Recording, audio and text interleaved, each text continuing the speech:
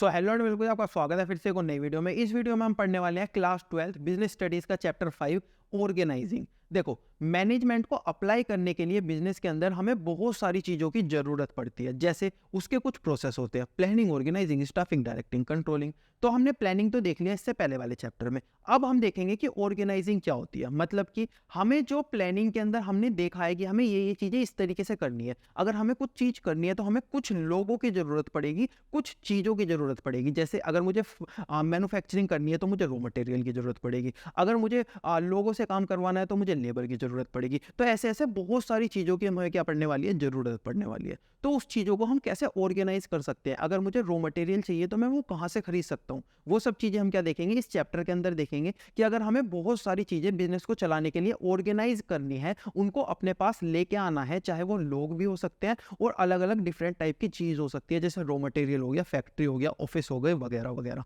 तो वो सारी चीज़ें हम कैसे ऑर्गेनाइज कर सकते हैं वो हम इस चैप्टर के अंदर पर्टिकुलरली पढ़ेंगे। तो चलिए शुरू करते हैं अपने चैप्टर को।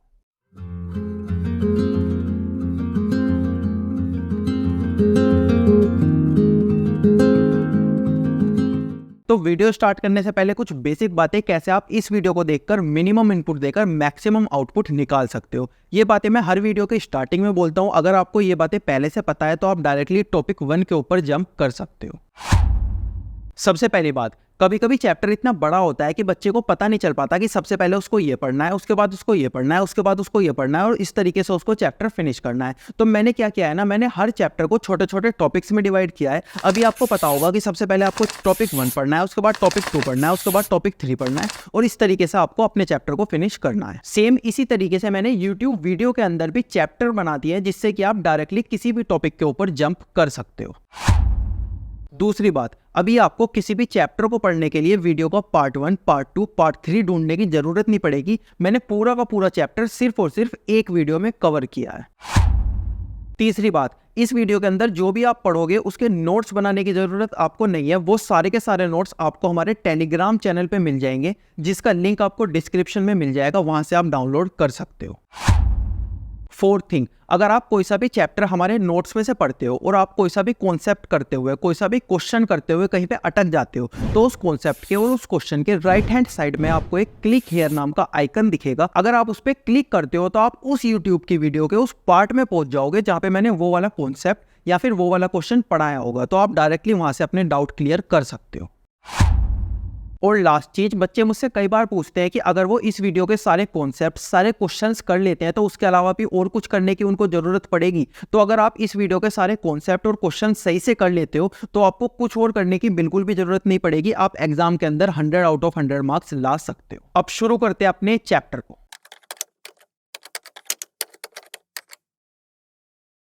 टॉपिक 1 इस चैप्टर का हमारे पास आता है कॉन्सेप्ट ऑफ ऑर्गेनाइजिंग, यानी कि ऑर्गेनाइजिंग का मतलब क्या होता है। देखो, अगर हमें कोई भी कंपनी स्टार्ट करनी है, कोई भी ऑर्गेनाइजेशन स्टार्ट करनी है ना, तो उसके लिए हमें कुछ चीज़ों की ज़रूरत पड़ती है, जैसे रिसोर्सेज जैसे हमें रॉ मटेरियल की ज़रूरत पड़ेगी, या फिर हमें एक ऑफिस की ज़रूरत पड़ेगी, हमें कुछ पैसों की ज़रूरत पड़ेगी और भी अलग अलग टाइप की चीज़ों की हमें ज़रूरत पड़ेगी। उसको हम क्या बोलते हैं, रिसोर्सेज, ठीक है। और हमें क्या ज़रूरत पड़ेगी, हमें ह्यूमंस की ज़रूरत पड़ेगी। जो लोग हमारे लिए काम करेंगे हमें उनकी भी ज़रूरत पड़ेगी, जैसे प्रोडक्शन मैनेजर हो गया, सेल्स मैनेजर हो गया, फाइनेंस मैनेजर हो गया, या फिर लेबर हो गई, या फिर कुछ और एम्प्लॉयज़ भी हमारे पास होते हैं, वो हो गए। तो इन सब चीज़ों की क्या पड़ेगी, इन सब लोगों की हमको जरूरत पड़ेगी। अभी जब हम रिसोर्सेज ले लेंगे, जब हम ह्यूमंस ले लेंगे, तो हमें एक स्ट्रक्चर बनाना पड़ेगा कि कौन सा इंसान क्या काम करेगा। हमें क्या बनाना पड़ेगा, एक स्ट्रक्चर बनाना पड़ेगा जिसमें हम बताएंगे कि कौन सा इंसान क्या काम करेगा। जैसे सबसे पहले हम लिखेंगे कि यहाँ पे आएगी टॉप लेवल मैनेजमेंट, उसके बाद हमारा आएगा प्रोडक्शन मैनेजर, उसके बाद आएगा सेल्स मैनेजर, उसके बाद आएगा फाइनेंस मैनेजर, इसके बाद हमारे इनके अंदर 3 एम्प्लॉयज़ आएंगे, इसके अंदर 2 एम्प्लॉयज़ आएंगे, इसके अंदर 5 एम्प्लॉयज़ आएंगे। तो ये एक हम क्या बनाएंगे, हम एक स्ट्रक्चर बनाएंगे ऑर्गेनाइजेशन के अंदर, जिसमें कि हमें पता चलेगा कि हम किस स्ट्रक्चर के थ्रू कौन सा इंसान क्या काम करने वाला है। अब यहाँ पे ना एक कैच है, हमने ना पांच मैनेजमेंट के क्या पढ़े थे function, planning, organising, staffing, directing, controlling. Planning के अंदर हम प्लान बनाते थे, ऑर्गेनाइजिंग के अंदर हम आज देखेंगे क्या कर देंगे थे, स्टाफिंग के अंदर हम क्या करते थे, लोगों को स्टाफ करते थे, लोगों को हायर करते थे। लेकिन आप सोचो, मैंने अभी आपको क्या बताया, ऑर्गेनाइजिंग के अंदर हम क्या कर रहे हैं, ऑर्गेनाइजिंग के अंदर हम लोगों को ला रहे हैं, लोगों को ला रहे हैं। अगर ऑर्गेनाइजिंग के अंदर, तो स्टाफिंग के अंदर क्या करेंगे, तो जो हम ऑर्गेनाइजिंग के अंदर लोगों को लाने की बात करते हैं ना, वो एक्चुअल में हम लोगों को ला नहीं रहे, हम सिर्फ ये बता रहे हैं कि हमें इन इन पोस्ट पे लोगों की जरूरत पड़ेगी। जैसे हमें एक प्रोडक्शन मैनेजर की जरूरत पड़ेगी, हमें एक सेल्स मैनेजर की जरूरत पड़ेगी, फाइनेंस मैनेजर की जरूरत पड़ेगी, लेबर की जरूरत पड़ेगी, एम्प्लॉय की जरूरत पड़ेगी। वो ये सारी काम कौन आएगा, कौन करेगा, किसको हम हायर करेंगे, वो हम स्टाफिंग के अंदर देखेंगे। हम सिर्फ ये बता रहे हैं हमें किस जॉब पे किस इंसान की जरूरत पड़ेगी। तो हम अगर ह्यूमंस की बात करते हैं तो हम क्या कर रहे हैं, उन्हें हायर नहीं कर रहे, हमें सिर्फ ये बताना है कि हमें किन किन लोगों की, कितने लोगों की जरूरत पड़ेगी ऑर्गेनाइजिंग के अंदर। ठीक है, अभी ऑर्गेनाइजिंग का मतलब क्या हुआ, हम यहाँ पे रिसोर्सेस इकट्ठा करते हैं, रिसोर्सेस, उसके बाद हम ह्यूमंस बताते हैं कि कौन से ह्यूमंस की हमें जरूरत पड़ेगी, उसके बाद हम स्ट्रक्चर बनाते हैं। ये सब हम क्यों करते हैं, किसी भी ऑर्गेनाइजेशन को स्टार्ट करने के लिए। जब हम इन सारी चीज़ों को ऑर्गेनाइज करते हैं, क्या करते हैं, ऑर्गेनाइज करते हैं, यानी कि इनकी कहीं ना कहीं से इनको लाते हैं, इनकी हिंदी में क्या बोलते हैं, इनको इकट्ठा करते हैं, मतलब रिसोर्सेस अपने पास लाते हैं, ह्यूमंस लाते हैं, स्ट्रक्चर लाते हैं। तो उसको जब हम ऑर्गेनाइज करते हैं तो उसको हम क्या बोलते हैं, उसको हम बोलते हैं ऑर्गेनाइजिंग। तो ऑर्गेनाइजिंग का मतलब क्या हुआ, कुछ चीजों की हमें जरूरत होती है कंपनी को स्टार्ट करने के लिए, जब उन चीजों को हम ऑर्गेनाइज करते हैं तो उसको हम क्या बोलते हैं, ऑर्गेनाइजिंग बोलते हैं। ऑर्गेनाइजिंग की डेफिनेशन देखते हैं। Organizing essentially implied a process which coordinates human efforts, assemble resources and integrate both, यानी कि लोगों को लाओ, resources को लाओ, उन दोनों को मिलके काम कराओ। क्यों, for achieving the objective, जो हमने प्लान के टाइम पे अपना ऑब्जेक्टिव सेट किया था, उस ऑब्जेक्टिव को अचीव करने के लिए। ऑर्गेनाइजिंग की एक और डेफिनेशन होती है, वो भी देख लेते हैं। Organising can be defined as a process that integrate implication of plan by clarifying job, working relationships and effectively developing resources. इसके अंदर भी हम तीनों चीजें करेंगे, क्या, रिसोर्सेस लाएंगे, ह्यूमंस लाएंगे, और क्या करेंगे, रिलेशनशिप बनाएंगे, यानी कि एक स्ट्रक्चर बनाएंगे। क्यों, जिससे कि हम डिजायर्ड रिजल्ट ला सके, यानी कि हम अपने गोल को क्या कर सके, अचीव कर सके।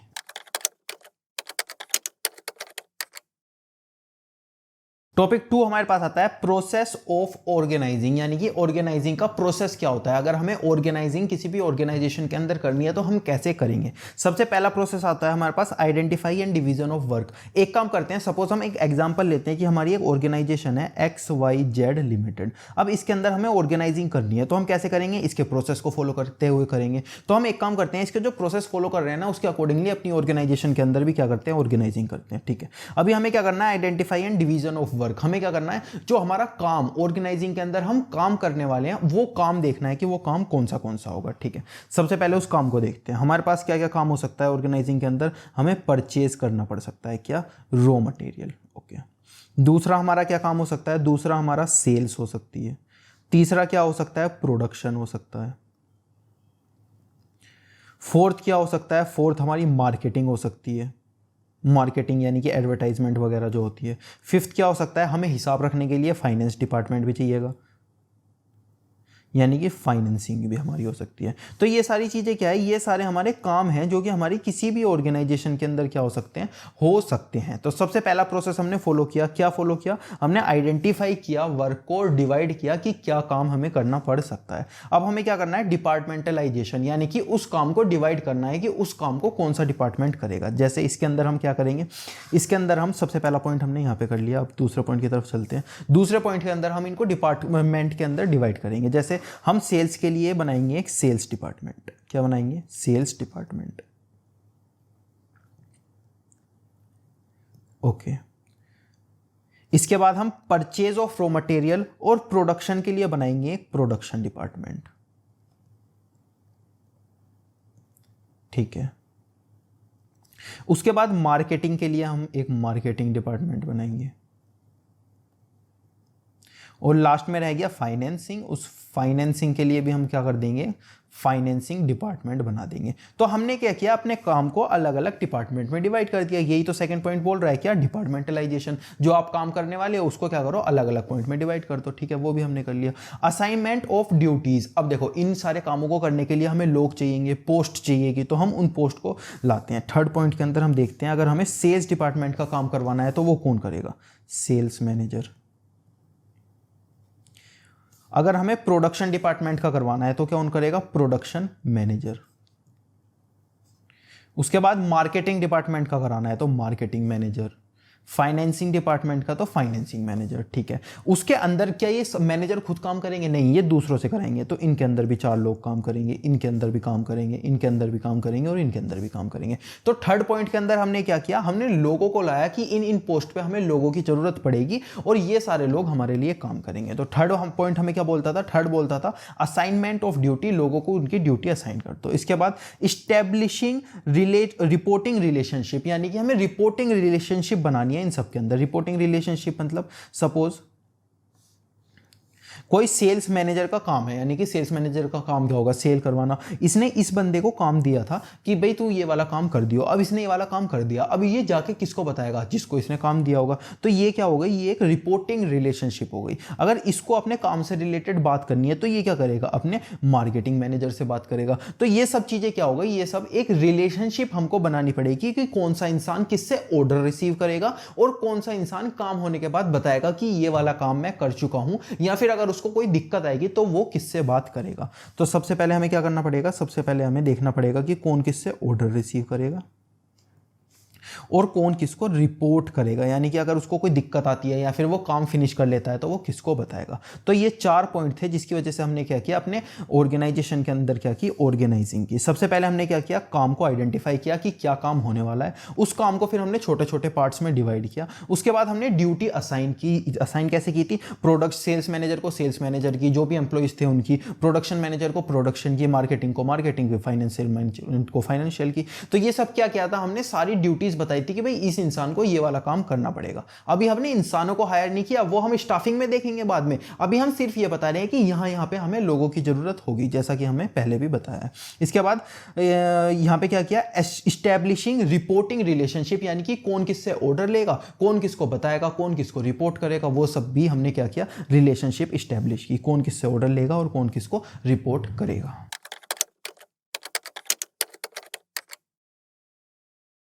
टॉपिक 3 हमारे पास आता है इंपॉर्टेंस ऑफ ऑर्गेनाइजिंग। ऑर्गेनाइजिंग की क्या क्या इंपॉर्टेंस है, क्यों हमें ऑर्गेनाइजिंग अपनी ऑर्गेनाइजेशन के अंदर जरूरी होता है। सबसे पहला, बेनिफिट्स ऑफ स्पेशलाइजेशन। स्पेशलाइजेशन यानी कि वो इंसान वो काम करेगा जो उसको आता है। जैसे अगर प्रोडक्शन मैनेजर को प्रोडक्शन का काम आता है तो वो प्रोडक्शन का काम करेगा, सेल्स मैनेजर को सेल्स का काम आता है तो वो सेल्स का काम करेगा। जब वो इंसान बार बार सेम काम को करेगा ना, तो वो उसमें क्या हो जाएगा, स्पेशलिस्ट हो जाएगा। तो ऑर्गेनाइजिंग हमारी किस चीज में हेल्प करता है, स्पेशलाइजेशन में, यानी कि हर इंसान क्या हो जाता है, अपने काम को करते करते करते करते स्पेशलिस्ट हो जाता है और ऑर्गेनाइजेशन के अंदर क्या आ जाती है, स्पेशलाइजेशन आ जाती है। इसके बाद clarity in working relationship. Working relationship यानी कि हर किसी को पता होगा कि मुझे ऑर्डर किससे मिलने वाला है, यानी कि मेरा मैनेजर कौन है, मेरा बॉस कौन है, और हर किसी को पता होगा कि मुझे रिपोर्ट करना है तो किसको करना है। सपोज मेरे को कोई काम मिला था, मैंने कर लिया, तो मैं रिपोर्ट किसको करूंगा, अगर मेरे को कोई दिक्कत आ रही है तो मैं रिपोर्ट किसको करूंगा। क्या हो जाएगा, जो वर्किंग रिलेशनशिप है, जो वर्किंग रिलेशनशिप है उसमें क्या आ जाएगी, क्लैरिटी आ जाएगी ऑर्गेनाइजेशन के अंदर। तो उससे क्या होगा, हमारी ऑर्गेनाइजेशन और अच्छा मैनेजमेंट कर पाएगी। इसके बाद ऑप्टिमम यूटिलाइजेशन ऑफ रिसोर्सेज। अब देखो ऑर्गेनाइजिंग की वजह से क्या होगा, हमारा मैनेजमेंट अच्छा हो जाएगा। मैनेजमेंट अच्छा हो जाएगा तो हम रिसोर्सेज का क्या कर सकते हैं, अच्छे से यूज कर सकते हैं। जब हर ह्यूमन को पता होगा मुझे किससे ऑर्डर मिलने वाला है, मेरा काम क्या है, वो सारी चीजें उसे क्लैरिटी होगी, तो वो क्या करेगा, वो और ज्यादा अच्छे से काम कर पाएगा। तो हमने अपने ह्यूमन रिसोर्स को क्या किया, अच्छे से यूटिलाइज किया। ऐसे ही हम अदर रिसोर्सेज को भी क्या कर सकते हैं, अच्छे से यूटिलाइज कर सकते हैं। Adaption to changes. अब देखो ऑर्गेनाइजिंग की सबसे खास बात क्या है ना, हम क्या करते हैं, हम एक स्ट्रक्चर बनाते हैं कि ये इंसान इससे काम लेगा, ये वाले रिसोर्सेस हमें चाहिए, ये चीज़ वहाँ से आएगी, ये चीज़ वहाँ को जाएगी, ये सब चीज़ें हम क्या करते हैं, स्ट्रक्चर बनाते हैं। अब हमें सपोज इस स्ट्रक्चर में कुछ चेंज करना चाहते हैं तो हम आराम से कर सकते हैं, क्योंकि हमने खुद इसको बनाया है, तो हमें पता है ना ये चीज़ अगर हम यहाँ से हटाएंगे तो इसकी जगह कौन सी चीज़ हमें नहीं लानी है। तो ऑर्गेनाइजिंग के अंदर हम क्या कर सकते हैं, एडेप्शन कर सकते हैं चेंजेस को। अगर हमें कुछ चेंजेस करना चाहते हैं ऑर्गेनाइजिंग के अंदर तो हम आराम से कर सकते हैं। Expansion and growth. अब देखो ऑर्गेनाइजेशन के अंदर जितना अच्छा मैनेजमेंट होगा उतना ज़्यादा वो क्या करेगी, ग्रो करेगी। मैनेजमेंट अच्छा कब होगा, जब हमारा एक स्ट्रक्चर अच्छा होगा, जब हम ऑर्गेनाइजिंग के अंदर अच्छे से काम करेंगे। तो ऑर्गेनाइजिंग हमारी किस में हेल्प करेगी, एक्सपेंशन और ग्रोथ में भी हमारी हेल्प करेगी।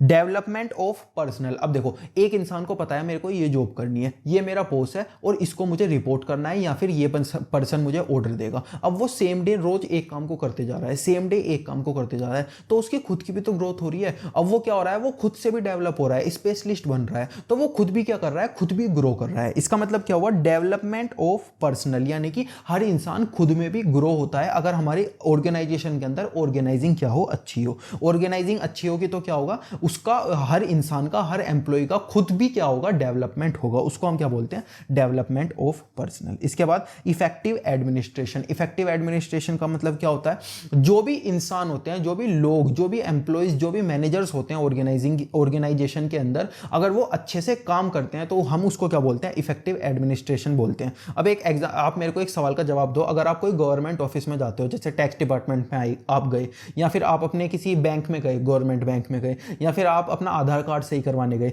तो वहां का एडमिनिस्ट्रेशन कैसा होता है, उस ऑफिस का एडमिनिस्ट्रेशन कैसा होता है, बहुत बेकार होता है। हमें वो इधर से इधर भेजते रहेंगे, काम हमारा करेंगे नहीं, पेपर वर्क इतना ज़्यादा होता है, तो एडमिनिस्ट्रेशन बहुत ज़्यादा वीक होता है। लेकिन हमें अगर अच्छा एडमिनिस्ट्रेशन चाहिए तो हम उसको क्या बोलते हैं, इफेक्टिव एडमिनिस्ट्रेशन बोलते हैं। उसके लिए हमें अच्छे से क्या करना पड़ेगा, ऑर्गेनाइजिंग करनी पड़ेगी, एक अच्छा स्ट्रक्चर बनाना पड़ेगा कि अगर तुम्हें यह काम है तो उस काउंटर पे चले जाओ, तुम्हारा काम हो जाएगा। अगर तुम्हें यह काम है तो उस इंसान से मिल लो, तुम्हारा काम हो जाएगा। तो हमारी ऑर्गेनाइजिंग क्या होनी चाहिए, अच्छी होनी चाहिए। तो इफेक्टिव एडमिनिस्ट्रेशन के लिए हमें क्या करना पड़ेगा, ऑर्गेनाइजिंग अच्छी करनी पड़ेगी। यह भी क्या हो जाती है, इसकी इंपॉर्टेंस हो जाती है।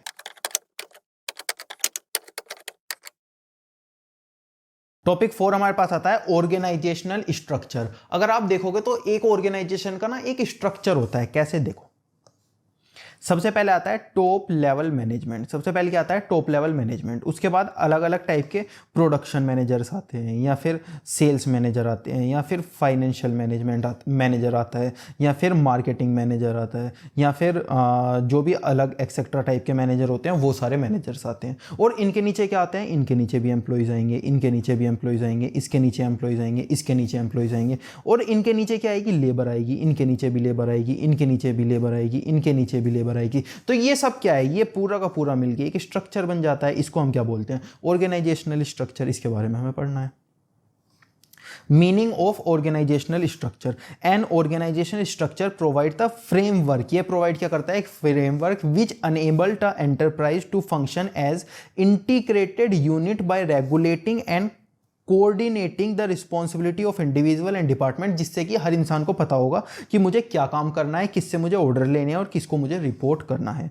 The span of management, span of management क्या होता है, स्पैन ऑफ मैनेजमेंट ये होता है कि हर इंसान के अंदर कितने लोग काम करेंगे। सपोज हमारे पास 100 लोग हैं, हमने बोला हर इंसान के अंदर केवल 5 लोग काम करेंगे, तो हम क्या करेंगे, 5 लोगों का 20 ग्रुप बना देंगे, तो हमारे 100 लोग यूटिलाइज हो जाएंगे। लेकिन हम बोलते हैं कि ना 10 लोग काम कर सकते हैं, तो 10 लोग काम कर सकते हैं, तो हम क्या करेंगे, 10 लोगों के 10 ग्रुप बना देंगे, तो 100 लोग यूटिलाइज हो जाएंगे। तो इसको हमने क्या बोला, इसको हमने बोला स्पैन ऑफ मैनेजमेंट। इस स्पैन ऑफ मैनेजमेंट की वजह से ना हम डिसाइड करते हैं कि हमारी ऑर्गेनाइजेशन का स्ट्रक्चर कैसा होगा, कितने लोग किस इंसान के नीचे काम करेंगे, उसको हम बोलते हैं स्पैन ऑफ मैनेजमेंट। और उसकी वजह से हमारा क्या होता है, जो हमारा स्ट्रक्चर है वो डिसाइड होता है, ऑर्गेनाइजेशन का स्ट्रक्चर कैसा होने वाला है। Give shape to organisational structure, क्या, span of management give shape to organisational structure. Span of management से हम डिसाइड करते हैं कि हमारे ऑर्गेनाइजेशन का स्ट्रक्चर कैसा होने वाला है। इसके बाद functional structure and divisional structure, ये अलग अलग टाइप के स्ट्रक्चर होते हैं ऑर्गेनाइजेशन के अंदर। तो दोनों देख लेते हैं, दोनों क्या होते हैं। सबसे पहले फंक्शनल, उसके बाद डिविजनल। अगर हम रियल लाइफ एग्जांपल ले तो हम रिलायंस का एग्जांपल लेते हैं, और अगर हम दूसरा एग्जांपल लें तो दूसरा हम पेप्सी का एग्जांपल लेते हैं। अब ये जो रिलायंस है ना, इसके अंदर बहुत सारी छोटी छोटी कंपनी आती है, जैसे रिलायंस मोटर आती है, रिलायंस मेट्रो आती है, रिलायंस जियो आती है, रिलायंस इंफ्रास्ट्रक्चर वगैरह आती है। ये अलग अलग टाइप की क्या आती है, अलग अलग टाइप की छोटी छोटी कंपनी आती है, और भी बहुत सारी टाइप की कंपनी आती है। और जो ये पेप्सी है ना, इसके अंदर कोई कंपनी नहीं आती। ये क्या करती है, ये सिर्फ और सिर्फ एक प्रोडक्ट बनाती है। क्या करती है, वन प्रोडक्ट बनाती है। क्या, कोल्ड ड्रिंक। ये सिर्फ एक प्रोडक्ट बनाती है, क्या, कोल्ड ड्रिंक। तो इसके अंदर कोई भी कंपनी नहीं आती। अब जिसके अंदर बहुत सारी कंपनी आती है, वो क्या करता है ना, वो अपनी एक जो कंपनी है, जैसे यहाँ पे ये क्या है, यहाँ पे ये रिलायंस है, इस रिलायंस को ना छोटे छोटे पार्ट में डिवाइड कर देता है। क्या कर देता है, डिवाइड कर देता है, जिसको हम बोलते हैं डिविजनल स्ट्रक्चर। हमने क्या पढ़ा था, हमने दो टाइप के स्ट्रक्चर पढ़े थे, एक फंक्शनल स्ट्रक्चर और दूसरा डिविजनल स्ट्रक्चर। तो जब एक कंपनी अपने आप को छोटे छोटे पार्ट में डिवाइड कर देती है, जैसे हमने यहाँ देखा रिलायंस ने क्या किया, रिलायंस ने अपने आप को छोटे छोटे पार्ट में डिवाइड किया। मोटर्स, मेट्रो, जियो, या फिर अगर इंफ्रास्ट्रक्चर देखे, पावर देखे, तो इसने क्या किया, अपने आप को छोटे छोटे पार्ट में डिवाइड किया। इसको हमने क्या बोला, डिविजनल स्ट्रक्चर। इसको हमने क्या बोला, डिविजनल स्ट्रक्चर। अब देखते हैं फंक्शनल स्ट्रक्चर क्या होता है। फंक्शनल स्ट्रक्चर वहां पे काम आता है जहां पे हमें सिर्फ एक प्रोडक्ट बनाना होता है। रिलायंस क्या कर रहा था, रिलायंस बहुत सारे प्रोडक्ट बना रहा था, तो इसने अपने आप को क्या कर दिया, डिवाइड कर दिया। लेकिन जहां पे एक कंपनी सिर्फ एक प्रोडक्ट बनाती है ना, वो क्या करती है, वो डिविजनल स्ट्रक्चर फॉलो करती है। क्या करती है, डिविजनल स्ट्रक्चर फॉलो करती है। डिविजनल स्ट्रक्चर जैसे इसको ना एक प्रोडक्ट बनाने के लिए अलग अलग प्रोसेस से होके जाना पड़ेगा, जैसे प्रोडक्शन करना पड़ेगा, उसके बाद उसको मार्केट करना पड़ेगा, उसके बाद उसको सेल करना पड़ेगा, फिर उसकी फाइनेंसिंग वगैरह करनी पड़ेगी। तो इसने क्या किया, इसने छोटे छोटे पार्ट में प्रोसेस को बांट दिया। क्या किया इसने, छोटे छोटे पार्ट में प्रोसेस को बांट दिया। इसको हम क्या बोलते हैं, इसको हम बोलते हैं फंक्शनल स्ट्रक्चर। इसको हम क्या बोलते हैं, इसको हम बोलते हैं फंक्शनल स्ट्रक्चर। और डिविजनल स्ट्रक्चर के अंदर एक कंपनी अपने आप को छोटे छोटे पार्ट में तोड़ती है और नई नई कंपनियां बनाती है। और फंक्शनल स्ट्रक्चर के अंदर सिर्फ एक कंपनी होती है, वो अपने प्रोसेस को छोटे छोटे पार्ट में तोड़ती है, उसको हम बोलते हैं फंक्शनल स्ट्रक्चर। अब देखते हैं फंक्शनल और डिविजनल स्ट्रक्चर की डेफिनेशन वगैरह। तो सबसे पहले देखते हैं फंक्शनल स्ट्रक्चर क्या होता है। फंक्शनल स्ट्रक्चर का meaning grouping of activities of similar nature under one department. हम क्या करेंगे, एक कंपनी के अंदर अलग अलग डिपार्टमेंट बनाएंगे, production department, sales department, marketing department, financing department. उसको हम क्या बोलेंगे, उसको हम फंक्शनल स्ट्रक्चर बोलेंगे। उसके बाद सुटेबिलिटी यानी कि ये कहाँ पे काम आता है, कहाँ पे सही रहता है। सुटेबिलिटी किसको ये यूज करना चाहिए, जहाँ पे वन प्रोडक्ट लाइन हो, यहाँ पे यानी कि केवल और केवल एक प्रोडक्ट बनता हो। ऐसा नहीं होना चाहिए अलग अलग टाइप के प्रोडक्ट बना रहे हो। रिलायंस क्या बना रहा है, रिलायंस पेट्रोल भी बना रहा है, रिलायंस पावर इलेक्ट्रिसिटी भी बना रहा है, रिलायंस जियो की सर्विसेज भी दे रहा है, टेलीकॉम सर्विसेज भी दे रहा है, इंफ्रास्ट्रक्चर भी बना रहा है, अलग अलग सर्विसेज दे रहा है, बहुत सारी लाइन है। तो वो फंक्शनल स्ट्रक्चर फॉलो कर रहा है, नहीं कर रहा। लेकिन फंक्शनल स्ट्रक्चर कहां फॉलो होता है, जहां पे सिर्फ एक प्रोडक्ट बनानी पड़ती है। High degree of functional specialisation, अगर आपको स्पेशलाइजेशन चाहिए तो अभी आप फंक्शनल स्ट्रक्चर को ले सकते हो। इसके एडवांटेजेस क्या होते हैं, लीड स्पेशलाइजेशन, हर इंसान को पता है उसका काम क्या है, वो बार बार काम को करके क्या हो जाएगा, स्पेशलिस्ट बन जाएगा। तो वहां पे क्या आ जाएगी, स्पेशलाइजेशन आ जाएगी। कहां पे, फंक्शनल स्ट्रक्चर के अंदर। इसके बाद control and coordination of department, आप हर डिपार्टमेंट को क्या कर सकते हो, कंट्रोल कर सकते हो। सारे डिपार्टमेंट क्या कर सकते हैं, आपस में कोऑर्डिनेट कर सकते हैं। इंक्रीज एफिशिएंसी, इससे हमारी एफिशिएंसी भी इंक्रीज होती है। रिड्यूस कॉस्ट, इससे हमारी रिड्यूस हो जाती है कॉस्ट। क्यों, क्योंकि हमें अलग अलग कंपनी इनकॉर्पोरेट नहीं करनी पड़ेगी, अलग अलग खर्चा नहीं करना पड़ेगा, हमारी जो कॉस्ट क्या है, रिड्यूस हो जाएगी। इसके बाद ट्रेनिंग इजी, हमें पता है किस इंसान को क्या ट्रेनिंग देनी है। जैसे हम प्रोडक्शन डिपार्टमेंट में जाके सब इंसान को एक साथ प्रोडक्शन की ट्रेनिंग दे सकते हैं, तो हमारी ट्रेनिंग भी क्या हो गई, इजी हो गई, और इसकी वजह से हमारी कॉस्ट भी कम हो जाएगी। लेकिन हमें वहां पे क्या करना पड़ेगा, डिवीजनल के अंदर अलग अलग डिवीजन में जाके देनी पड़ेगी ट्रेनिंग, अलग अलग डिवीजन में जाके अलग अलग इंसान को पर्सनल ट्रेनिंग भी हमें देनी पड़ सकती है। इसके बाद डिफरेंट फंक्शंस गेट अटेंशन, यानी कि हर फंक्शन को हम अटेंशन दे सकते हैं कि प्रोडक्शन डिपार्टमेंट सही काम कर रहा है, सेल डिपार्टमेंट सही काम कर रहा है, फाइनेंस डिपार्टमेंट सही काम कर रहा है या फिर नहीं कर रहा। तो ये सब क्या थे, इसके एडवांटेजेस थे, किसके, फंक्शनल स्ट्रक्चर के। अब देखते हैं इसके कुछ डिसएडवांटेजेस। सबसे पहले less emphasise on overall objective. अब देखो प्रोडक्शन डिपार्टमेंट तो सही काम कर रहा है लेकिन सेल डिपार्टमेंट सही काम कर ही नहीं रहा, तो प्रोडक्शन डिपार्टमेंट की गलती है? नहीं, किसकी गलती है? सेल डिपार्टमेंट की गलती है। तो यहां पे क्या हो जाता है, अगर एक भी डिपार्टमेंट सही काम नहीं करेगा ना तो जो ऑर्गेनाइजेशन का पूरा ऑब्जेक्टिव है ना वो कहीं ना कहीं खराब हो जाएगा। क्यों? क्योंकि हमें सबसे अच्छा काम करवाना है। लेकिन डिवीजनल के अंदर क्या है, रिलायंस का सपोज एक कंपनी सही काम नहीं कर रही तो दूसरी तो चलती रहेगी, एक चाहे लॉस में चले जाए, तो वहां पे ये फायदा मिल जाता है, यहाँ पे ये डिसएडवांटेज हो जाता है। इसके बाद difficulty in inter department coordination. कभी कभी क्या हो जाता है ना, डिपार्टमेंट एक दूसरे के साथ कोऑर्डिनेट नहीं करते। जैसे प्रोडक्शन डिपार्टमेंट बोलता है मुझे 1000 यूनिट बनानी है, सेल डिपार्टमेंट बोलता है मुझे 500 यूनिट सेल करनी है, तो ये क्या नहीं कर रहे, ये एक दूसरे के साथ कोऑर्डिनेट नहीं कर पा रहे। इसके बाद इंटर डिपार्टमेंट कॉन्फ्लिक्ट। अब ऐसा भी हो सकता है कि दो डिपार्टमेंट में आपस में लड़ाई हो जाए तो भी ऑर्गेनाइजेशन का ही क्या हो जाएगा, लॉस हो जाएगा। इनफ्लेक्सिबिलिटी इन फंक्शन। अब सपोज जो प्रोडक्शन डिपार्टमेंट है उसने ना 1000 यूनिट बनाने का सोचा था, उसने रॉ मटेरियल खरीद लिया, कितनों के लिए? 1000 यूनिट बनाने के लिए। सेल्स डिपार्टमेंट बोल रहा है प्रोडक्शन रुक, एक काम कर, तू बस 500 यूनिट बना, तू क्या कर 500 यूनिट बना। प्रोडक्शन बोलेगा क्या कर रहा है भाई, मैंने रॉ मटेरियल खरीद लिया है, रॉ मटेरियल को क्या अपने घर ले जाऊं अब? तो यहां पे क्या हो जाएगा, यहां पे दिक्कत हो जाएगी। इसीलिए यहां पे एक दूसरे के साथ क्या हो जाता है, इनफ्लेक्सिबिलिटी होती है। हम चेंज नहीं कर सकते। क्यों? क्योंकि हमारे अलग अलग डिपार्टमेंट काम कर रहे हैं अपने अकॉर्डिंग काम कर रहे हैं, तो हम उन्हें एकदम से जाके तो नहीं बोल सकते भाई चेंज हो जाओ, चेंज हो ही नहीं सकते वो, तो ये भी क्या हो जाता है, इसका एक डिसएडवांटेज हो जाता है। ये हमने क्या पढ़ा, ये हमने पढ़ा फंक्शनल स्ट्रक्चर। अब देखते हैं डिविजनल स्ट्रक्चर का मतलब क्या होता है, उसके एडवांटेज डिसएडवांटेजेस क्या होते हैं। इसके मीनिंग की तरफ देखते हैं। सेपरेट बिजनेस यूनिट और डिवीजन। हम क्या करते हैं इसके अंदर, सेपरेट बिजनेस यूनिट बनाते हैं। कैसे? जैसे रिलायंस ने बनाई हुई है, क्या बनाई हुई है, मोटर बनाई हुई है, रिलायंस पेट्रोल बनाई हुई है, इंफ्रास्ट्रक्चर बनाई हुई है, रिलायंस जियो बनाया हुआ है, वगैरह वगैरह। ये कहाँ पे सुटेबल होते हैं, जहाँ पे लार्ज वेराइटी ऑफ प्रोडक्ट्स, हम ज़्यादा वेराइटी के प्रोडक्ट्स बनाते हैं। रिलायंस क्या करता है, अलग अलग फील्ड में काम करता है, अलग अलग प्रोडक्ट और सर्विसेज देता है, तो ये क्या करते हैं, लार्ज वेराइटी ऑफ प्रोडक्ट बनाते हैं, इसलिए ये क्या एक डिविजनल स्ट्रक्चर है। When organisation grow need to add more employees. जब ऑर्गेनाइजेशन बहुत ज्यादा ग्रो हो जाती है ना तो उसमें डिविजनल स्ट्रक्चर ज्यादा सुटेबल रहता है, क्योंकि हमें हर कंपनी का पता चलेगा कौन सी प्रॉफिट में कौन सी लॉस में है।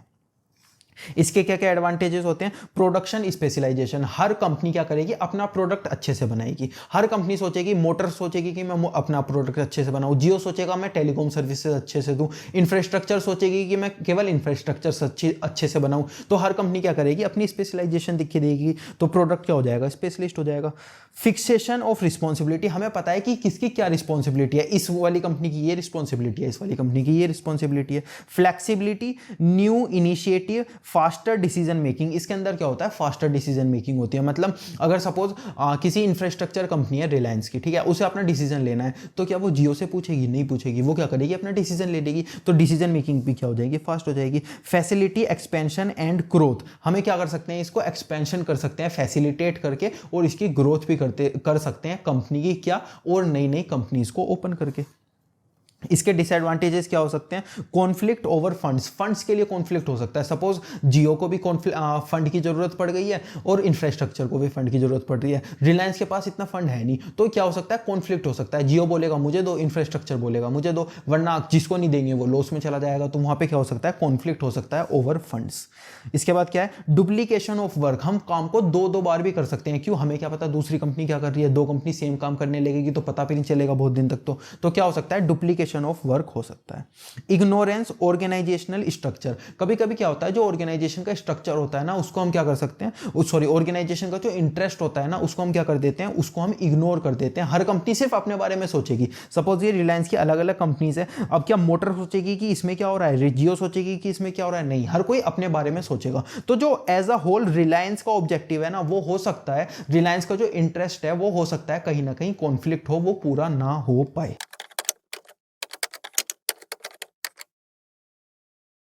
अब टॉपिक 5 हमारे पास आता है फॉर्मल एंड इनफॉर्मल ऑर्गेनाइजेशन। देखते हैं फॉर्मल और इनफॉर्मल ऑर्गेनाइजेशन क्या होता है। देखो सिंपली मैं आपको बताता हूं, अगर आप किसी ऑर्गेनाइजेशन के अंदर काम करने जाते हो एज अ एम्प्लॉय, तो आपका एक बॉस होगा, आपका एक मैनेजर होगा, आपके कोलीग्स होंगे, आपका बॉस का भी बॉस होगा। तो ये सब क्या है, ये आपकी एक फॉर्मल ऑर्गेनाइजेशनल स्ट्रक्चर है, यानी कि आपके फॉर्मल रिलेशनशिप है। और इनफॉर्मल क्या होता है, अब आप ऑर्गेनाइजेशन के अंदर जाओगे तो ऐसा हो सकता है आपके बहुत सारे दोस्त बन जाए। अब आप किन को दोस्त बनाओगे, जो आपके काम के लोग हैं उनको बनाओगे? नहीं। हो सकता है आप कैंटीन वाले से दोस्ती कर लो, हो सकता है कैंटीन वाला तो आपके काम भी नहीं आए, आप कैंटीन वाले से भी दोस्ती कर सकते हो। आप ऐसे लोगों से दोस्ती कर सकते हो अपने कोलीग से जो कि आपकी टीम के अंदर भी नहीं है, आपके काम भी नहीं आते। तो ये क्या होता है, ये इनफॉर्मल ऑर्गेनाइजेशन होता है, इनफॉर्मल रिलेशनशिप होती है। फॉर्मल ऑर्गेनाइजेशन क्या होता है, जब आप किसी पोस्ट पे जाते हो, आप उन लोगों को जान पहचान करते हो जो जिनसे कि आपको काम करता है, आपका बॉस या फिर आपके टीम मेंबर्स जो होते हैं, आपके जो मैनेजर होता है या आपका जो एचआर होता है वगैरह वगैरह। इनफॉर्मल क्या होता है, ये दोस्ती यारी हो जाती है। इसके अंदर हम कंपनी की बात भी नहीं करते, हम क्या करते हैं, आपस में दोस्ती यारी कर लेते हैं। हम ये किससे कर सकते हैं, किसी से भी कर सकते हैं। ऐसा कुछ नहीं है कि हमें इससे ही करना है उससे ही करना है। लेकिन फॉर्मल ऑर्गेनाइजेशन के अंदर हमें सिर्फ एक स्पेसिफाइड पर्सन से करना पड़ेगा। अगर मेरा मैनेजर एक है तो एक ही हो सकता है, दोस्त तो मेरे कितने भी हो सकते हैं। तो फॉर्मल वो होता है जो कि हमें बोला जाता है ऑर्गेनाइजेशन की तरफ से, इनफॉर्मल वो होता है जो कि हम खुद से अपने आप डेवलप कर लेते हैं। देखते हैं फॉर्मल ऑर्गेनाइजेशन का मतलब क्या होता है। Formal organization refers to the organizational structure which is designed by the management, जो कि कंपनी खुद से क्या करेगी, मैनेजमेंट करेगी उसका, कंपनी खुद से उसको क्या करेगी, बनाएगी। इसके कुछ फीचर देख लेते हैं। Specific relationship among various job position, ये क्या करेंगे, मैनेजमेंट के अंदर स्पेसिफिक जॉब पोजीशन के लिए स्पेसिफिक रिलेशनशिप हमको बना के देंगे कि ये तुम्हारा मैनेजर, ये तुम्हारे टीममेट्स, ये तुम्हारा एचआर वगैरह वगैरह। Means to achieve the objective, इससे हम क्या कर सकते हैं, ऑब्जेक्टिव अचीव कर सकते हैं। डिपार्टमेंट्स आर कोऑर्डिनेटेड, यानी कि हमारे जो डिपार्टमेंट है वो क्या करेंगे, एक दूसरे से मिलके काम करेंगे। किसके अंदर, फॉर्मल ऑर्गेनाइजेशन के अंदर। Design by the management, top management, किसे कौन करेगा, टॉप मैनेजमेंट डिजाइन करेगी। इसके बाद more emphasise on work then impersonal relationship. अब देखो ये लोग ना ज्यादा फॉर्मल ऑर्गेनाइजेशन के अंदर ना क्या होगा, ज्यादा से ज्यादा लोग काम के बारे में सोचेंगे। इनफॉर्मल के अंदर अगर आप कहीं ऑफिस जाओगे तो आप अपने दोस्त से क्या काम की बात करोगे, उससे तो आप मजे की बात करोगे। लेकिन जो फॉर्मल ऑर्गेनाइजेशन है उसके अंदर क्या होगा, सिर्फ काम की बात होगी। तो ऑर्गेनाइजेशन का जो इंटरेस्ट है वो क्या रहेगा, सेव रहेगा। इसके एडवांटेजेस क्या होते हैं, easy to fix responsibility, responsibility हम इजीली फिक्स कर सकते हैं। तुमसे बोल सकते हैं तेरा मैनेजर वो है, खत्म। दोस्त से ऐसे बोल सकते हैं तेरा दोस्त वो है, अरे उसे अच्छा लगता होगा तो ही तो उसका दोस्त बनेगा। तो फॉर्मल के अंदर हम रिस्पॉन्सिबिलिटी अच्छे से फिक्स कर सकते हैं। रोल आर स्पेसिफाइड, इसके अंदर रोल स्पेसिफाइड होते हैं। तू मैनेजर है, तू सेल्स मैनेजर है, तू प्रोडक्शन मैनेजर है, हर किसी का रोल क्या है, स्पेसिफाइड है। उसके बाद चेन ऑफ कमांड, इसके अंदर चेन ऑफ कमांड होती है। सबसे पहले तेरा आएगा बिग बॉस, उसके बाद आएगा तेरा बॉस, फिर आएगा तेरा मैनेजर, फिर आएगा तेरा एचआर, उसके बाद तेरे टीममेट्स आएंगे, फिर तू आएगा। तो ये सब क्या है, एक चेन के अंदर हम काम कर सकते हैं। किसके, फॉर्मल ऑर्गेनाइजेशन के अंदर। लेकिन इनफॉर्मल के अंदर क्या आप अपना दोस्त सिर्फ अपने टीम लीडर को बनाओगे, नहीं, आपका मैनेजर दोस्त बन सकता है, आपका हो सकता है सबसे बड़े वाला बॉस दोस्त बन जाए। तो इनफॉर्मल के अंदर कोई भी बन सकता है। फॉर्मल के अंदर स्पेसिफाइड पर्सन ही आपका दोस्त, आपका जो काम के अकॉर्डिंगली एक्ट करेगा, रिलेशनशिप में आएगा, वो काम के अकॉर्डिंगली आएगा।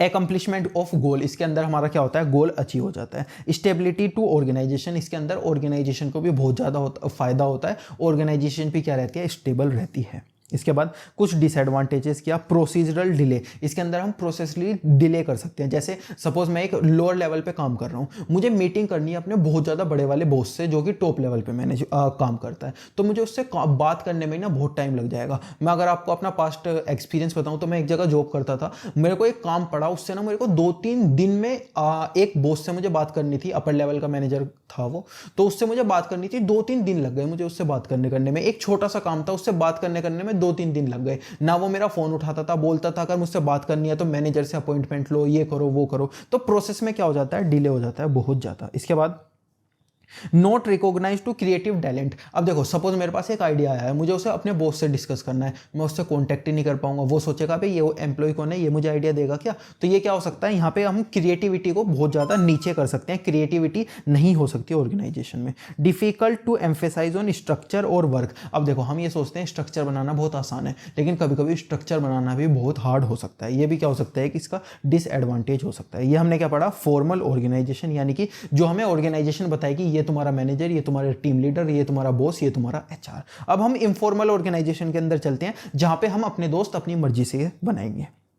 इसकी मीनिंग देखते हैं। Network of social relationship among employees, employees क्या बन जाएंगे, आपस में दोस्त बन जाएंगे। क्या करेंगे, सोशल रिलेशनशिप बनाएंगे। फीचर्स क्या होते हैं इसके, an informal organisation oriented formal organisation. जो इनफॉर्मल ऑर्गेनाइजेशन होती है ना, जो इनफॉर्मल ऑर्गेनाइजेशन होती है वो किसकी वजह से बनती है? फॉर्मल ऑर्गेनाइजेशन के अंदर आप एक ऑर्गेनाइजेशन के अंदर काम करने गए, वहां पे आप क्या कर रहे हो? एक फॉर्मल ऑर्गेनाइजेशन के अंदर काम करने जा रहे हो, आप फॉर्मल रिलेशनशिप बना रहे हो। अब जो आप अपने मैनेजर से रोज बात करते हो, अब थोड़े दिनों बाद आपका मैनेजर क्या बन गया? आपका दोस्त बन गया। पहले वो क्या था? पहले वो था आपका फॉर्मल रिलेशनशिप, थोड़े दिन बाद क्या बन गया? इनफॉर्मल रिलेशनशिप बन गया। तो at the end informal relationship बनते क्यों है? फॉर्मल रिलेशनशिप की वजह से। तो ये क्या है? इसका एक फीचर है।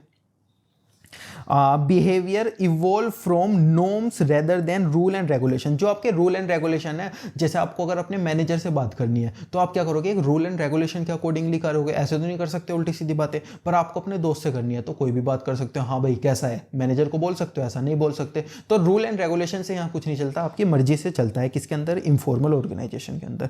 Channel of communication without specified direction. इसके अंदर क्या होता है? Channel of communication without specified direction. अब वहां पे हम क्या कर रहे थे? एक चैन में कर रहे थे, top level, middle level, lower level. लेकिन यहां क्या कर सकते हैं? कोई भी किसी से बात कर सकता है। लोअर टॉप से कर सकता है, टॉप मिडिल से कर सकता है, मिडिल लोअर से कर सकता है। कोई भी किसी से भी बात कर सकता है, यहां कोई भी चैन नहीं होती। इसके बाद नोट क्रिएटेड बाय मैनेजमेंट। ये मैनेजमेंट क्रिएट इसको नहीं करती, ये क्या हो जाता है? खुद से क्रिएट हो जाता है।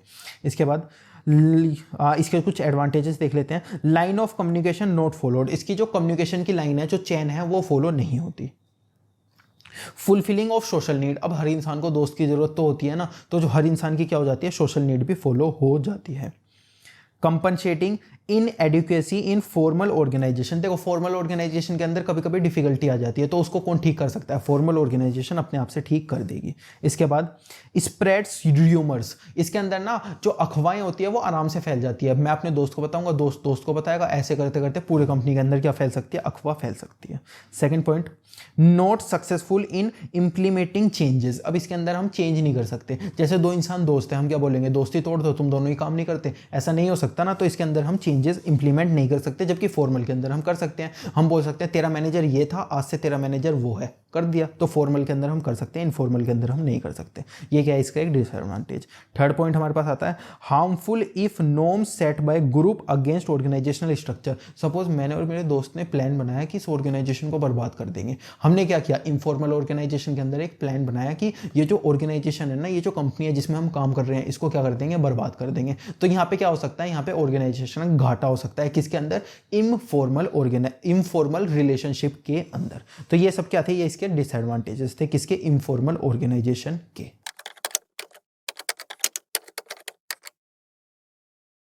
टॉपिक 6 हमारे पास आता है डेलीगेशन। डेलीगेशन का मतलब क्या होता है? बांटना। अगर मेरे पास पैसे हैं, मैंने इसे थोड़े से दे दिए, इसे थोड़े से दे दिए, इसे थोड़े से दे दिए, तो मैंने क्या किया? मैंने अपनी मनी को डेलीगेट कर दिया। अब देखते हैं meaning of delegation of authority. Authority, delegation of authority का मतलब क्या होता है? ऑथोरिटी का बेसिक मतलब होता है पावर।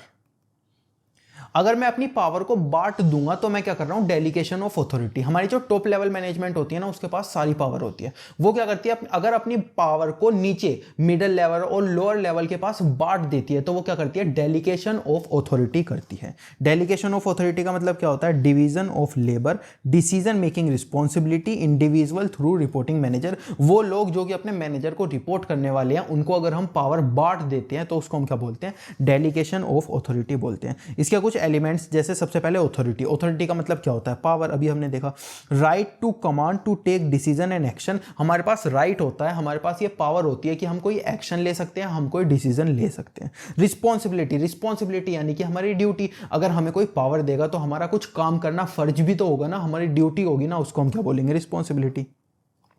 इसके बाद अकाउंटेबिलिटी। अकाउंटेबिलिटी का मतलब क्या होता है? अब देखो, अगर मैंने आपको कुछ काम करने को दिया, वो काम नहीं हुआ, तो आप मेरे को जवाब दोगे ना कि वो काम क्यों नहीं हुआ। सपोज एक मैनेजर है, उसने अपने एम्प्लॉय को बोला कल शाम तक ये काम मुझे कर दियो, तो वो काम नहीं हुआ, तो वो इंसान अकाउंटेबल रहेगा। वो उससे इंसान को बताना पड़ेगा अपने मैनेजर को कि भाई ये वाला काम इसीलिए नहीं हुआ, टाइम कम था, मेरे पास रिसोर्सेज कम थे, ऑथोरिटी कम थी, या कुछ और दिक्कत थी, इस वजह से ये वाला काम नहीं हो पाया। तो वो क्या है? वो इंसान अकाउंटेबल है, उसको बताना पड़ेगा कि ये वाला काम नहीं हुआ तो क्यों नहीं हुआ, अगर ये वाला काम गलत हो गया तो क्यों गलत हुआ। यानी कि it mean being answerable for final outcome. अगर वो काम नहीं हुआ या फिर हो गया, गलत हो गया, तो उसके लिए उसे बताना पड़ेगा कि ऐसा क्यों हुआ। इसका मतलब क्या होता है? अकाउंटेबिलिटी होता है।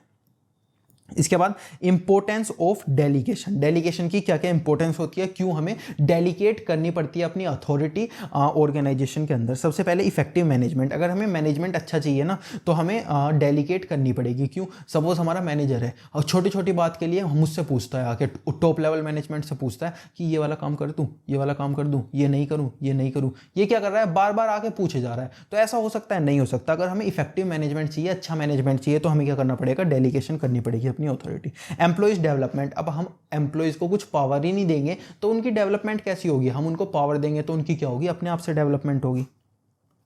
मोटिवेशन ऑफ एम्प्लॉय, अगर मैं किसी को आके बोल दूं भाई तेरा ये काम है, तू ये वाले डिसीजन अपने आप से ले सकता है, मुझसे पूछने की जरूरत नहीं है, किसी से पूछने की जरूरत नहीं है, तो उसको क्या मिलेगी, पावर मिलेगा, उसको मोटिवेशन मिलेगा। हाँ यार मेरे पास भी कुछ पावर है, मेरे पास भी मोटिवेशन है, मैं भी कुछ अच्छा कर सकता हूं। तो इससे क्या होगा, हमारे एम्प्लॉयज मोटिवेट होंगे। फैसिलिटेशन ऑफ ग्रोथ, इससे हमारी क्या होगी, ऑर्गेनाइजेशन ग्रो होगी। ऑर्गेनाइजेशन ग्रो कैसे होगी, सपोज हमारे जो अभी के एम्प्लॉयज है ना, उनको हमने पावर दी, अब उन्होंने अपनी स्किल्स डेवलप की, स्किल्स डेवलप की यानी कि खुद का डेवलपमेंट किया। जब हम उन्हें पावर देते हैं तो उनका क्या होता है, खुद का डेवलपमेंट होता है। अब हमारी एक कंपनी थी, हमने एक और कंपनी खोल दी साइड में, अब इसके लिए हमें लोगों की ज़रूरत है, मैनेजर्स की ज़रूरत है। तो हमारे ये जो एम्प्लॉयज़ हैं उनको ही हम वहाँ पर मैनेजर बना सकते हैं ना, ये वाले एम्प्लॉयज़ को मैनेजर बना सकते हैं। क्यों? क्योंकि उनकी खुद की पर्सनल डेवलपमेंट हो चुकी है। तो जब हम ग्रोथ करेंगे ना ऑर्गेनाइजेशन की, तो उसे हमें क्या हो जाएगा, फैसिलिटेट हो जाएगी, यानी कि जब हम ग्रोथ करने जाएंगे तो वो ग्रोथ करनी हमारे लिए आसान हो जाएगी।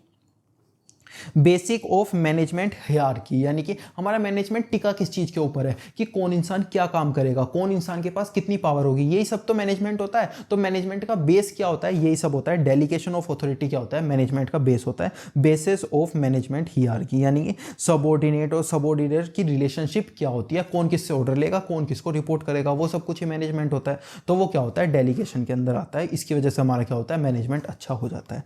बेटर कोऑर्डिनेशन, यानी कि सब लोग एक दूसरे के साथ मिलकर काम कर पाएंगे। हर इंसान के पास थोड़ी थोड़ी थोड़ी थोड़ी पावर होगी, तो सब क्या करेंगे, एक दूसरे के साथ मिलकर काम कर पाएंगे।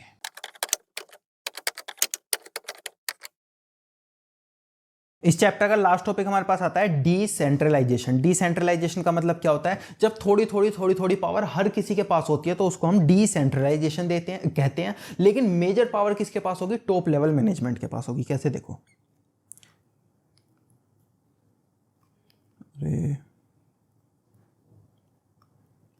ये क्या है, टॉप लेवल मैनेजमेंट, ठीक है। उसके बाद यहां पे कौन सी आती है, मिडिल लेवल मैनेजमेंट।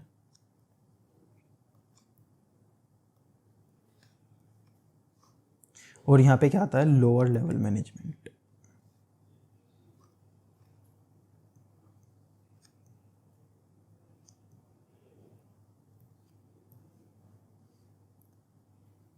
ठीक है। अभी ये जो टॉप लेवल मैनेजमेंट है ना, इसने अपनी थोड़ी सी पावर थोड़ी सी पावर थोड़ी सी पावर किसे दे दी, मिडिल लेवल मैनेजमेंट को दे दी। उसके बाद इन्होंने भी थोड़ी सी पावर किसको दी थी, लोअर लेवल मैनेजमेंट को दे दी। अभी जब इन्होंने ये थोड़ी सी पावर को बांटा ना, तो उसको हमने क्या बोला, उसको हमने इससे पहले पॉइंट में पढ़ा था, डेलीगेशन ऑफ अथॉरिटी। पावर को बांटना, डेलीगेशन का मतलब बांटना, अथॉरिटी का मतलब पावर। तो पावर को बांटना उसको हम क्या बोलते हैं, डेलीगेशन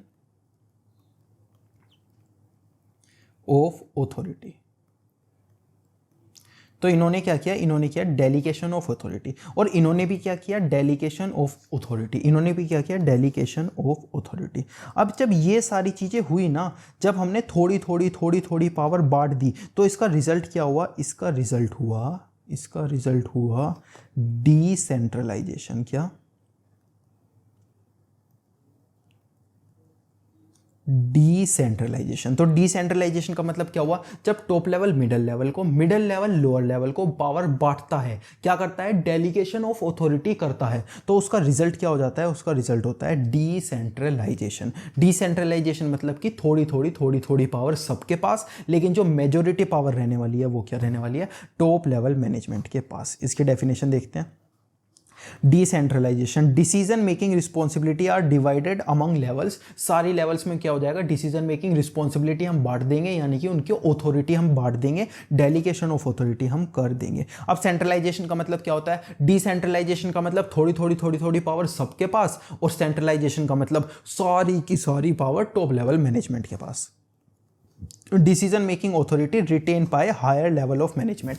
सेंट्रलाइजेशन मतलब कि जो भी मेन सारी की सारी जितनी भी पावर है, मेन कुछ नहीं है यहाँ पे, सारी की सारी जितनी भी पावर है किसके पास, टॉप लेवल मैनेजमेंट के पास, उसको हम बोलते हैं centralisation.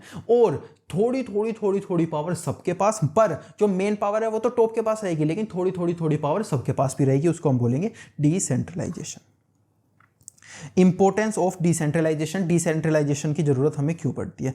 Development initiative among subordination, subordination यानी कि हर एम्प्लॉय, अब देखो ये भी हम क्या कर रहे हैं, ये भी डेलीगेशन, आखिरकार जो डिसेंट्रलाइजेशन है वो किसका रिजल्ट है, delegation of authority, delegation of authority का ही तो रिजल्ट है। तो जो डेलीगेशन की इंपॉर्टेंट होगी लगभग वही सारी इंपॉर्टेंस डिसेंट्रलाइजेशन की भी होगी। जैसे डेवलपमेंट इनिशिएटिव अमंग एम्प्लॉयज, यानी कि जो हमारे जो एम्प्लॉयज है, जो हमारे सबऑर्डिनेट्स हैं, उनकी क्या होगी, हमारी डेवलपमेंट में वो हेल्प होगी। जब हम थोड़ी पावर सबको दे देंगे तो उनकी क्या होगी, डेवलपमेंट में हेल्प होगी। ऐसा इंपॉर्टेंस हमने कहां पढ़ा था, डेलीगेशन ऑफ अथॉरिटी में। तो मैक्सिमम डेलीगेशन ऑफ अथॉरिटी वाली इंपॉर्टेंस इसके अंदर भी आते हैं। Development managerial talent for future, हमने क्या देखा था, अगर हम फ्यूचर में कुछ खरीदते हैं तो जो एम्प्लॉयज को हम आज डेवलप कर रहे हैं, फ्यूचर में उन्हें नई कंपनी में हम बिठा सकते हैं ना। तो यहां पे भी क्या हो रहा है, हम फ्यूचर की प्लानिंग कर रहे हैं। Development managerial talent for future, future के लिए हम क्या कर रहे हैं, मैनेजरियल टैलेंट को ला रहे हैं पास।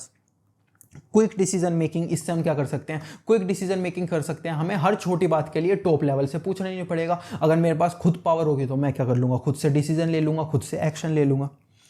Relieve to the top level management, अब टॉप लेवल मैनेजमेंट की ना चिंता खत्म है। अरे भाई मैं तो आराम से बैठ सकता हूँ, टॉप लेवल ऐसे बोलेगा कि मैंने तो पावर बांट दी, अब हर कोई अपना डिसीजन खुद से ले लेगा। तो टॉप लेवल मैनेजमेंट को क्या मिल जाएगा, रिलीफ मिल जाएगा। फैसिलिटेट ग्रोथ, इससे हमारी क्या होगी, ग्रोथ फैसिलिटेट होगी। कैसे, जब हम एम्प्लॉयज को अगर हम अपने ग्रो कर लेंगे, क्या कर लेंगे, हमने ऊपर वाले पॉइंट में भी समझा था, अगर जो हमारे एम्प्लॉयज हैं वो क्या हो जाएंगे, ग्रो हो जाएंगे। तो फ्यूचर में जब हमारी एक कंपनी दो कंपनी में बनेगी, यानी कि नई कंपनी हम खोलेंगे, तो इन एम्प्लॉयज़ को हम यहाँ पे मैनेजर बना सकते हैं ना। क्यों, क्योंकि हमारे जो एम्प्लॉयज़ है वो क्या हो चुके हैं, डेवलप हो चुके हैं। तो जब हम फ्यूचर में ग्रो करने जाएंगे तो हमारी क्या हो जाएगी, फैसिलिटेट हो जाएगी ग्रोथ, यानी कि हमारी ग्रोथ में हेल्प हो जाएगी अपने आप से। बेटर कंट्रोल, इससे हम क्या कर सकते हैं, कंट्रोल अच्छे से कर सकते हैं। हर कोई सिर्फ 5 इंसान को कंट्रोल करेगा ना कंपनी के अंदर, जो भी उसके नीचे काम करेंगे। सपोज अगर टॉप लेवल के पास सारी पावर होती तो उसे क्या करना पड़ता, पूरी कंपनी को मैनेज करना पड़ता, पूरी कंपनी को कंट्रोल करना पड़ता। क्या वो 1000 लोगों को देख सकते थे, नहीं। लेकिन अब क्या होगा, एक इंसान 5 लोगों को देखेगा, तो कंट्रोल क्या हो जाएगा,